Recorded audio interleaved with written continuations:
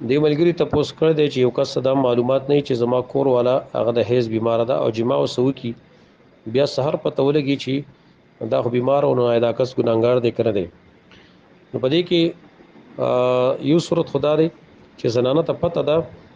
او نارینه ته پته نشته او زنانه دا نه و چې بیمار یم نو پدې کې سړی ګناګار نه دی خزه چې کوم دا ګناګار ده ځکه چې هغه خپل خاوند ته حل نه دی ویلې دویم صورت هغه داسي وي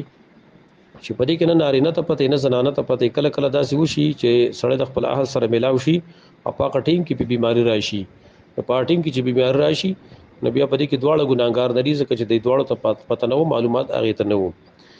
خو د سې ډیره کم کوزه کیږي چې یو سړی هغه خپل اهل سره ملاويږي او زنانه چې کمینو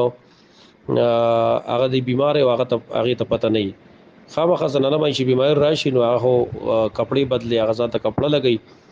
نو کله چې حالات وي نو بیا خو خزه چې کوم د ګناګار د چاو ته حل نه وي او سړی ته چې کوم د ګنا په دې کنه شي چې ته معلومات نه خو که حالات د سیو چې نه سړی ته پته شته نه خزه ته پته شته